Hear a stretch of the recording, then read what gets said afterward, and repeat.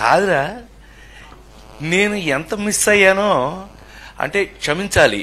ఇలా ఉంటుందని మీరందరూ వస్తున్నారని నిన్న గనక అచ్చన నీ సంగతి బయటికి వెళ్ళక చూసుకుందాం. మనం ఎప్పుడూ ఉన్నదే కదా.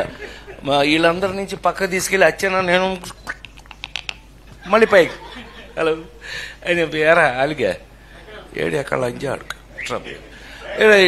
ఇలా మనకు అలవాటే కదా. ఆయన లేడీస్ టైలర్ డబుల్ పాజిటివ్ చూసి ఫస్ట్ ఊరే అని పిలిచాడు ఆయన నన్ను. అంటే అది ప్రేమ. ఈ మధ్య కొన్ని ఫంక్షన్లు గబుక్కుని నేను మాట్లాడుతుంటే కూడా దాన్ని రాంగ్గా అర్థం చేసుకుంటున్నారు. మీ కర్మ, అది మీ సంస్కారం మీద ఆధారపడి ఉంది, నేనేం చేయలేను. ఒకవేళ తప్పుగా అర్థం చేసుకున్నట్టయితే మీ సంస్కారం. నేనైతే ఇట్లాగే ఉంటా, సరదాగా ఉంటా ఎవరితో. ఇప్పుడు ఇళయరాజా గారితో ఆ రోజున మీటింగ్ ఎంత బాగా జరిగింది మనకి.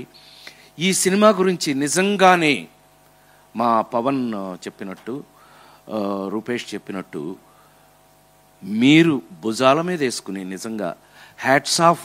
నేను ఎప్పుడు మీడియాని పిలవను, నా ఫ్యామిలీ అని అనుకుంటూ ఉంటాను. మీ అందరికీ తెలుసు ఆ విషయం.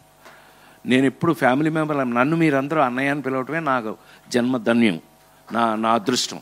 Thank you. కాదురా, నేను ఎంత మిస్ అయ్యానో అంటే క్షమించాలి.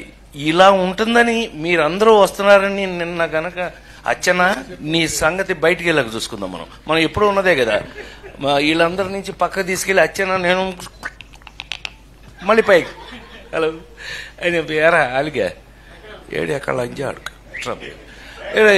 ఇలా మనకు అలవాటే కదా. ఆయన లేడీస్ టైలర్ డబుల్ పాజిటివ్ చూసి ఫస్ట్ ఊరే అని పిలిచాడు ఆయన నన్ను. అంటే అది ప్రేమ.